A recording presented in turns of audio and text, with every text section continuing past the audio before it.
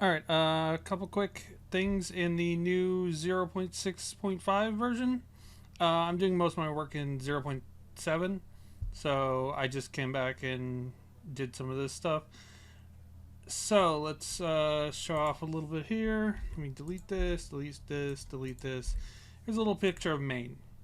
Now, main is going to be 5.8 millimeters across. So I'm going to load up terminal, and there's a new function called grid. Grid, I need a 10 by 10 thing of main. The width, I want 5.8 millimeters apart, and let's go ahead and say 8.6 millimeters down. And so we run this, and should make 100 copies of main right next to each other. There we go. 100 mains. But various other things that aren't as weird can totally work. So let's go ahead and do new. Let's go ahead and say rectangle at 1 inch, 1 inch, and it'll be 1 inch, 1 inch. So it'll be located at 1 inch, 1 inch, and will be 1 inch by 1 inch. Let's go ahead and say grid. Let's go ahead and do a 5 by 5 and 1.1 inches apart and 1.1 inches apart. And no item selected. Okay. Same thing. Okay, and so this will create a little grid of whatever you want. So if you have something that you need a grid of,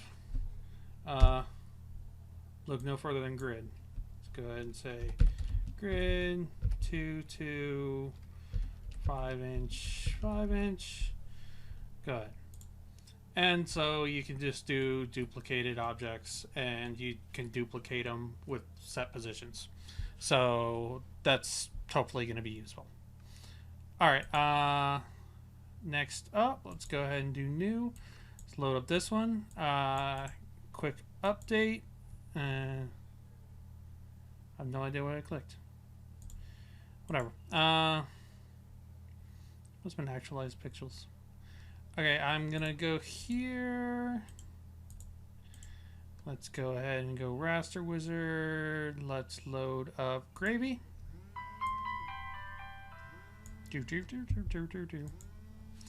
Okay, before gravy had a bug where it would create little pixels over here.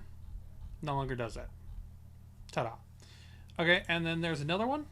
There is Newsy. When we load up Newsy, it will take a long time because it's not built directly into Pillow. It's actually written in pure Python. It does newsprint, which is the sort of GIMP filter thing. And so let's just go ahead and hit OK. And so here it is in newsprint. And so if you zoom in, you can see that it does the halftone little dots. It's pretty straightforward. A bunch of people swore by it, and I didn't add it before, but now it's in there. Okay, and that is most of the major changes. There was also a critical bug in DXF files. If you loaded up a DXF file and you were running it and it was doing a bunch of cuts, it could crash, which is tragic, but yeah, that's why I pumped out this version. Okay, thanks for watching.